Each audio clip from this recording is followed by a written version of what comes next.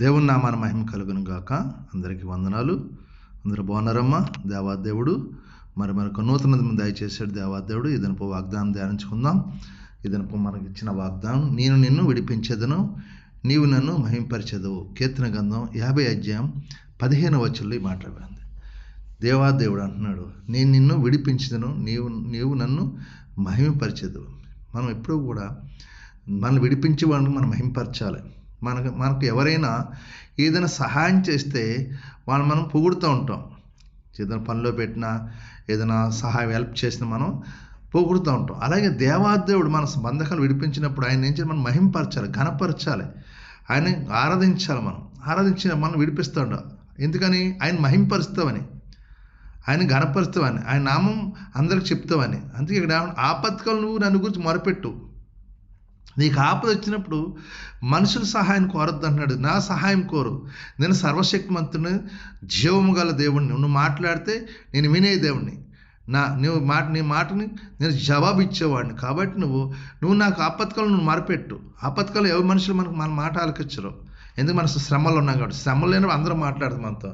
శ్రమలో నాకు మొరపెట్టి నేను ఉత్తరం ఇస్తాను. అందుకే విడిపించి ఆయన నేను విడిపిస్తే ఆయన ఘనపరుస్తాం. మనం ఎవరైనా మనకు సహాయం చేసేందుకు మనం ఆయన ఘనపరుస్తాం. దేవాదేవుడు నువ్వు మొరపెట్టినప్పుడు, దేవదేవుడు నిన్ను విడిపించినప్పుడు ఈ నా దేవుడి కార్యం చేసిన అందరికీ చెప్తామంట. దాన్ని బట్టి ప్రభు అంటున్నాడు, ఆపత్కాలు నన్ను మొరపెట్టు, నేను నీకు విడిపించి నువ్వు నన్ను మహింపరిచేది అంటున్నాడు. కాబట్టి ఇది నాన్న మరి వాగ్దానం ప్రార్థన చేయండి. మీ బంధకాలు దేవుడు విడిపించుకుని కానీ ఈ ఆపద తొలగును గాక. ఆమేన్. ఈ సమయంలో మీ కొరకు ప్రార్థిస్తాను. మీరు కూడా నాతో ఏకీభవించి ప్రార్థన. సర్వాధికారియు మహాగణుడు పరిశుద్ధుడు కృపగల తండ్రి, నీకు వందనాలు. అయ్యా నాయన, అయ్యా ఆపత్కాలను విడిపిస్తాను నా ప్రభా. ఏ ఆపదలు నా బిడ్డలకు విడుదల దయచేయి, సమాధానం, శాంతి దయచేయి. వాళ్ళ చేతి పనులు, వాళ్ళ కష్టాజీత నా యజమానుల ద్వారా, తోటి పనివారి ద్వారా, ఏకుడి రాకుండా అందరితో సమాధానం పరచాలి. దినమంతట్లో మీ కృప చూపించండి. ఎటువంటి పనివారం ఒత్తిడి లేకుండా సహాయించండి. బలహీనంగా ముట్టండి, స్వస్థపరచండి. హాస్పిటల్ ఐసీయూలో ముట్టండి, స్వస్థపరచండి. కుటుంబ సమస్యల మీద విడుదల తినండి.